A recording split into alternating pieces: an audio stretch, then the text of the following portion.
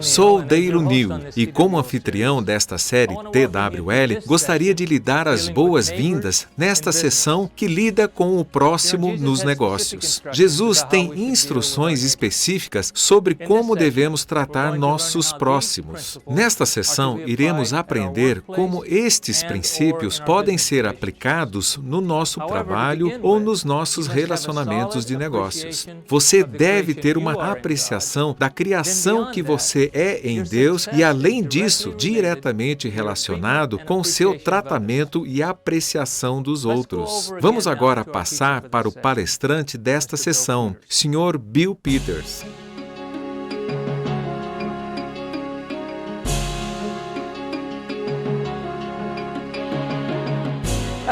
Olá e seja bem-vindo a este programa.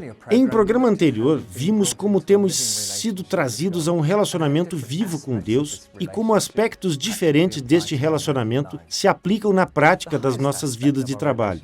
O aspecto mais elevado do nosso relacionamento com Deus é como noiva de Cristo, quando Jesus disse: "Amarás o Senhor teu Deus com todo o teu coração, com toda a tua alma e com toda a sua mente." Este é o primeiro e grande mandamento. Nosso relacionamento deve ser focado no Senhor do trabalho e não no trabalho do Senhor. Relacionamento primeiro, função depois. No entanto, Jesus não terminou aqui, mas continuou dizendo que o segundo é como este: amarás teu próximo como a ti mesmo. Destes dois mandamentos dependem toda a lei e os profetas. Primeiro, devemos amar o Senhor e, em segundo, devemos amar nosso próximo. Como este segundo dos dois maiores mandamentos afeta seu trabalho? Este é o objetivo deste programa.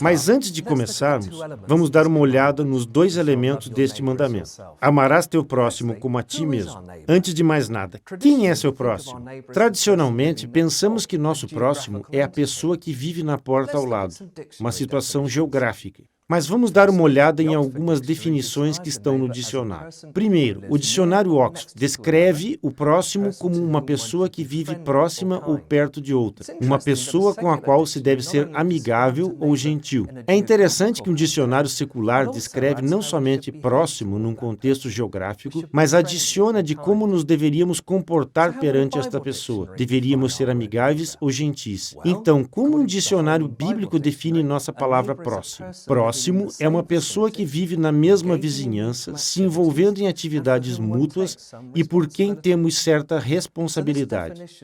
Então, esta definição também define o próximo no contexto geográfico, mas leva mais adiante. Próximo é aquele que se envolve em atividades mútuas e por quem temos certa responsabilidade. Agora, se nossos próximos são aqueles com quem nos envolvemos em atividades mútuas, então certamente isto deve incluir gente das organizações com quem entramos em contato no nosso trabalho cotidiano. Com o mercado globalizado, esses próximos bem podem estar locados em continentes diferentes. Exemplos disto podem ser colegas, empregados, clientes, fornecedores, fiscais, departamentos governamentais, bancos, um escritório vizinho, concorrência. Se vocês estão assistindo isso num grupo, por que não fazem um brainstorming depois? Podem acreditar, vocês encherão logo um quadro inteiro de diferentes tipos de próximos. Nas palavras de Jesus, estes são aqueles a quem se tem o dever de amar como a nós mesmos. Bem, agora que ficou estabelecido a quem devemos amar, vamos voltar ao mandamento que diz: amarás ao teu próximo como a ti mesmo. Assim, se amar a nós mesmos é para ser um reflexo de como devemos amar os outros, então como nos amamos?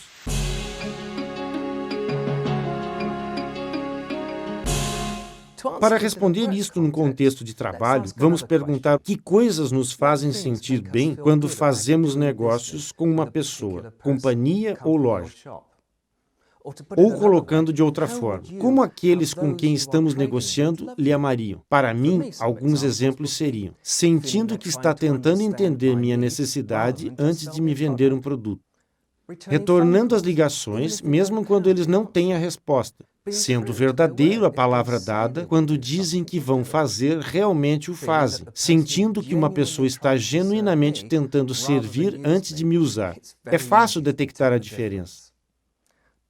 Sem dúvida, você poderia pensar em outros. Agora vamos aplicar a regra de ouro, que achamos em Mateus 7,12. Façam aos outros tudo o que querem que vos façam.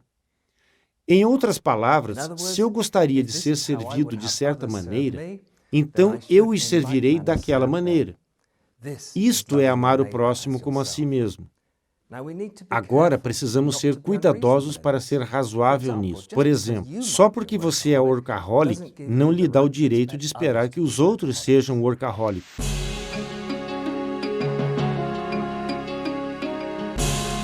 Certa vez, Jesus foi perguntado, quem é meu próximo? E ele respondeu contando a bem conhecida parábola do bom samaritano. Nesta parábola, obviamente, o próximo era o bom samaritano que ajudou o homem que fora roubado e injuriado. Jesus continuou dizendo ao povo, vão e façam o mesmo. Amando o nosso próximo como a nós mesmos, deveríamos sempre procurar maneiras de servir e abençoar qualquer um com quem entramos em contato, inclusive no trabalho. Voltando à parábola, o samaritano trouxe cura ao homem. Da mesma maneira, Deus pode nos usar no decurso do nosso trabalho para ministrar a pessoas feridas. Quando uma oportunidade assim aparece, inevitavelmente significa dar tempo. O samaritano teve que atrasar sua jornada enquanto atendia o homem. Isto será, sem dúvida, um desafio, mas em assim fazendo, estaremos servindo o próximo como a nós mesmos. Vamos dar uma ilustração prática. Alguns anos atrás, minha esposa Carla encontrou o pai de um inquilino em uma de nossas imobiliárias. Durante a conversa, ele lhe contou que estava fora do trabalho por mais de ano devido ao câncer. Justo aquela manhã, ele tinha recebido o certificado de invalidez permanente. Estando apenas com 40 e poucos anos, ele estava deprimido pela possibilidade de nunca mais poder trabalhar e disse, bem, agora fui jogado no monte de ferro velho. Carla voltou do escritório se perguntando, como podemos ajudar este homem? Pensando que ele não poderia fazer nada físico, me veio a ideia da contabilidade. Quando lhe sugeri esta possibilidade, ele ficou muito entusiasmado. Como ele não tinha experiência em contabilidade, ele teve que ser treinado do zero, o que levou alguns meses. 10 anos depois, ele ainda é um membro vital, um homem resgatado e tocando sua parte na sociedade. Isto é amar seu próximo como a si mesmo.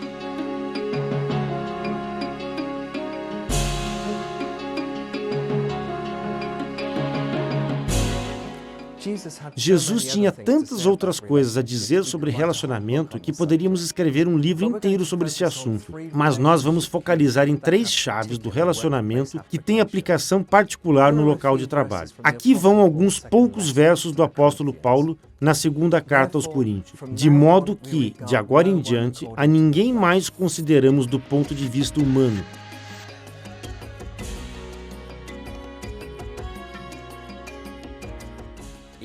Ainda que antes tenhamos considerado Cristo desta forma, agora já não o consideramos assim. Portanto, se alguém está em Cristo, é nova criação. As coisas antigas se passaram, eis que surgiram coisas novas. Tudo isso provém de Deus, que nos reconciliou consigo mesmo por meio de Cristo e nos deu o ministério da reconciliação.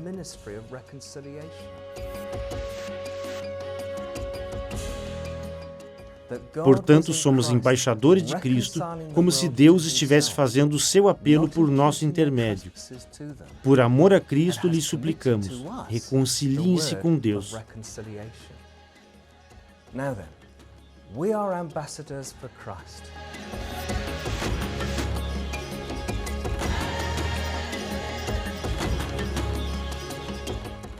As though God were pleading through us, we implore you, on Christ's behalf, esta passagem diz que não devemos olhar ninguém segundo a carne. A NVI diz, a ninguém mais consideremos do ponto de vista humano. Esta é nossa primeira chave de relacionamento. Deixe-me perguntar uma questão. Como você vê as pessoas com as quais você entra em contato? Como recursos para você atingir suas ambições e fazer dinheiro? Ou como a criação de Deus a quem Ele lhe chamou para servir? Muitas vezes construímos casas para gente de outra religião. E nós lhes perguntamos, de tempos em tempos, se eles gostariam que viéssemos para orar sobre seus lares, quando eles se mudassem e houvesse uma dedicação da casa com eles. E tivemos ocasiões para fazer isso várias vezes, e cada vez o Senhor está lá e abençoa tudo. Eles recebem nossa bênção de bom grado, e claro que eles querem usar as bênçãos de sua fé, e quando fazemos isso, temos um vínculo entre nós. E o Senhor nos abençoa a ambos. Mais tarde, esse vínculo fica tão forte que dura. E eles mandam seus amigos porque confiam em nós. E às vezes nos chamam com perguntas de cunho pessoal.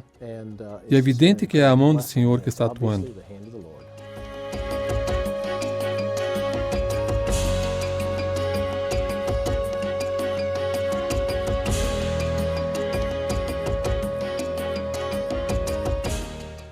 Qual é a nossa motivação subjacente nos relacionamentos?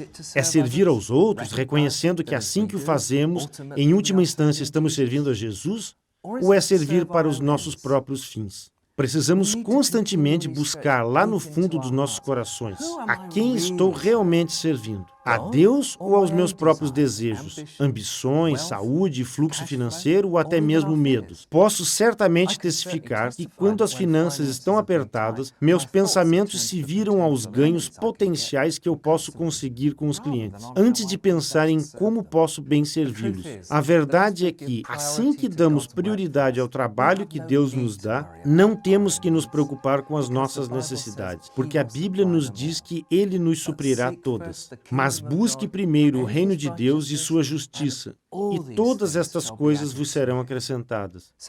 Então, um aspecto-chave dos nossos relacionamentos com os outros é não olhar ninguém do ponto de vista humano. Pelo contrário, devemos olhar cada um do ponto de vista de Cristo, de amor, suprindo suas necessidades com o melhor que podemos, sabendo que Deus é capaz de atender toda necessidade que nós mesmos temos.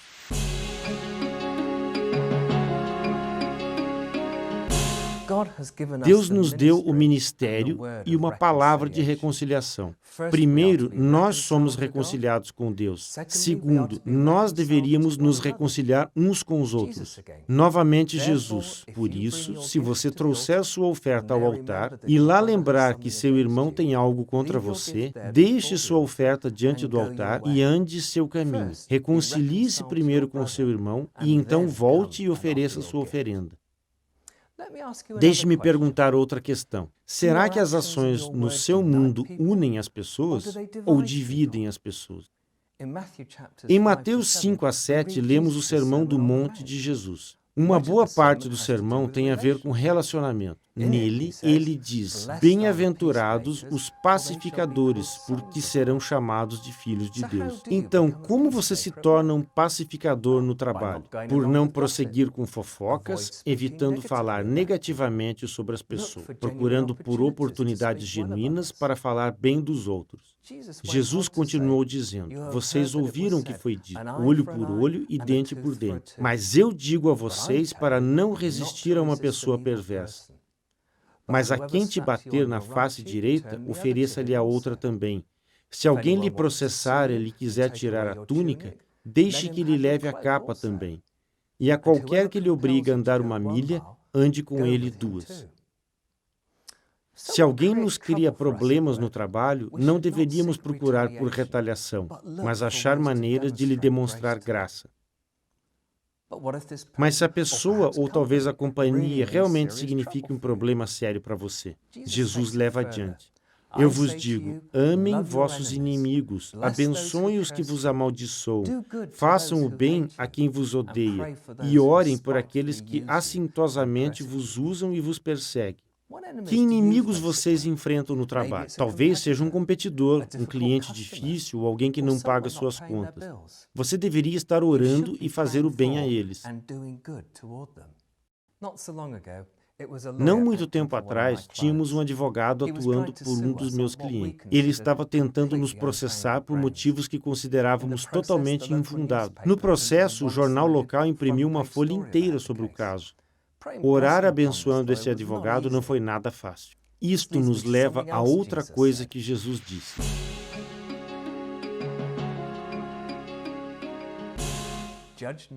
Não julguem para que vocês não sejam julgados, pois da mesma forma que julgarem, vocês serão julgados. E a medida que usarem também será usada para medir vocês. Por que você repara no cisco que está no olho do seu irmão e não se dá conta da viga que está em seu próprio olho? Como você responde àqueles no trabalho que vocês sabem estarem errados?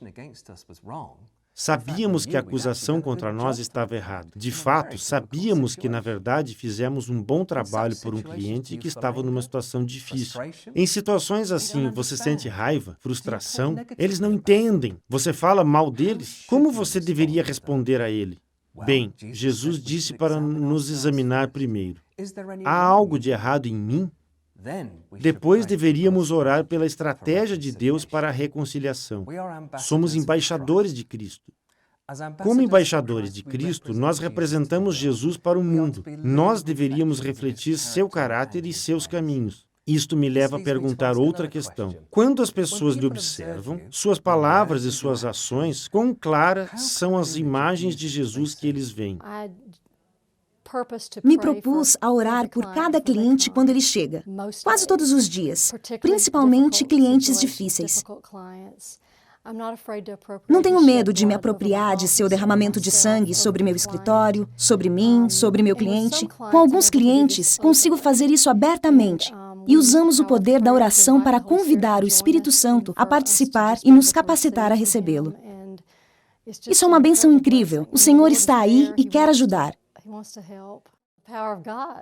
O poder de Deus vem na situação. E muita gente, inclusive gente que não se confessa cristã, se torna convicta pelo relacionamento que eu desenvolvo com eles. E a certeza de que o Espírito Santo lhes traz arrependimento. E assim começam um relacionamento com o Senhor através do seu relacionamento comigo.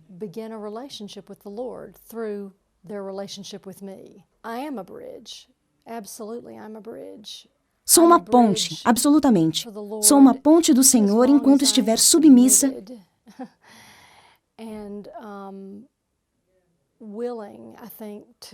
e disposta a carregar a cruz com a pessoa, o que a cruz for.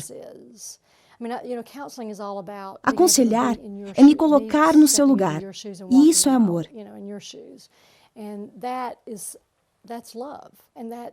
E isso é algo que muitos deles não tiveram. Assim, quando demonstro o amor de Deus dessa maneira, é isso que os conecta com o caráter de Deus. Muita gente não se dá conta que Deus tem pensamentos personalizados a respeito de suas vidas. Eles não percebem isso até que encontrem alguém que ande com Ele. E eu sinto que estou na maioria das vezes.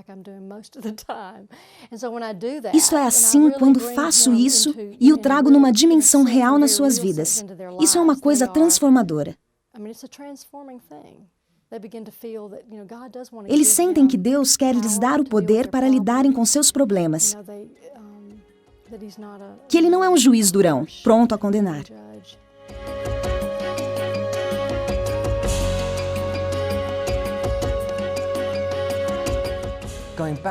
Voltando ao Sermão do Monte, Jesus disse que devemos ser sal e luz no mundo. Representando Jesus no mundo, nosso objetivo deve ser que, pelo que dizemos e fazemos, outros dão glória a Deus. Sendo sal e luz num mundo doente e escuro, pode machucar tanto quanto curar.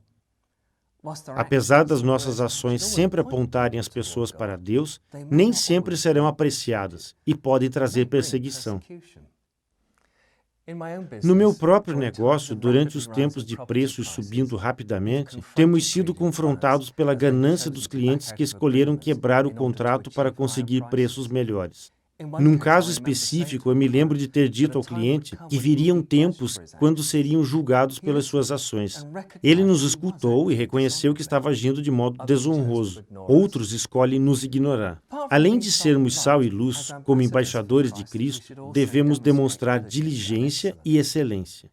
Na sua carta aos Colossenses, Paulo diz que o que quer que faça, faça-o de todo o coração, como se fosse para o Senhor, sabendo que do Senhor receberá a recompensa da herança, por ter servido ao Senhor Jesus Cristo. Como embaixadores de Cristo, somos cidadãos de outro reino, vivendo em um país estrangeiro.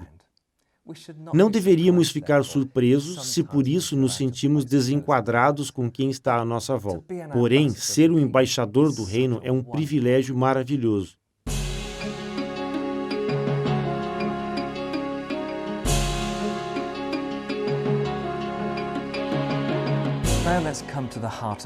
Agora vamos chegar ao cerne deste programa e contemplar outra declaração de Jesus. Em Mateus 12, lemos que os fariseus estavam dizendo que a autoridade de Jesus para expulsar demônios vinha do diabo. Em resposta, Jesus disse: todo reino dividido contra si mesmo será arruinado, e toda cidade ou casa dividida contra si mesma não subsistirá. O princípio vale para todos os relacionamentos, ambos, aqueles em Cristo e os que estão longe de Cristo. É interessante olhar para trás na história e ver que o ser humano alcançou quando trabalhou em conjunto por um objetivo comum. Jesus entendeu a necessidade dos relacionamentos, mas ele também sabia que deviam ser trabalhados de uma maneira apropriada. O que ele disse aos seus discípulos quando estavam discutindo entre si sobre quem seria o maior? Quem quiser ser o maior de todos, seja aquele que sirva a todos. Se em última instância você e eu trabalhamos para Deus, precisamos aplicar este princípio a todos os nossos relacionamentos, preparados para sermos os últimos para o bem de todos. Se demonstrarmos esta liderança servil no trabalho, isso pode encorajar outros a fazer o mesmo. Imagine as alturas que você poderá atingir com um time de coração servil. Agora, isto é construir um relacionamento onde nem todos necessariamente conhecem a Cristo. Imagine construir um time com Cristo. O Salmo 133 nos dá uma palhinha. Como é bom e agradável quando os irmãos convivem em união. É como o óleo precioso derramado sobre a cabeça que desce pela barba, a barba de Arão, até a gola das suas vestes. É como o orvalho do Hermon quando desce sobre os montes de Sião. Ali o Senhor concede a bênção da vida para sempre. Onde há unidade, sem divisões, um coração e propósito, Deus concede ou mesmo ordena suas bênçãos. A unidade entre crentes libera mais que apenas as bênçãos de Deus. Vamos dar uma olhada novamente nas palavras de Jesus.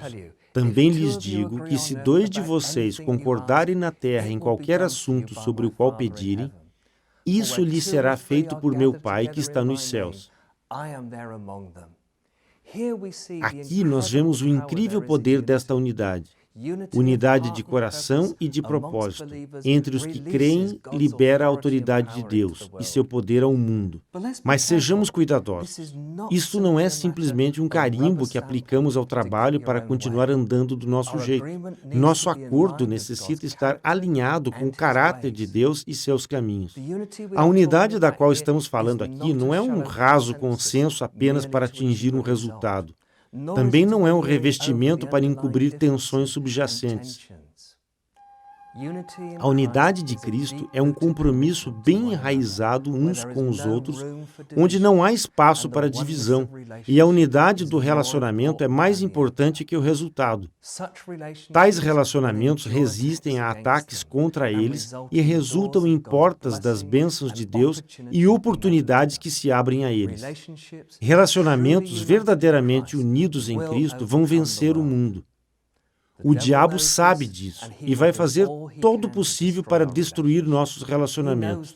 Ele sabe o poder da unidade. Por isso, precisamos trabalhar duro para construir tais relacionamentos e então defendê-los. Deixe-me levá-lo a esta verdade final. Enquanto Ele tem trabalho para nós executarmos nesta terra, nosso Pai no céu sempre procurou primeiro o relacionamento conosco. Com Deus sempre foi e sempre será o relacionamento antes da função. Assim deve ser conosco. Com Deus, com os à nossa volta, relacionamento primeiro e função depois.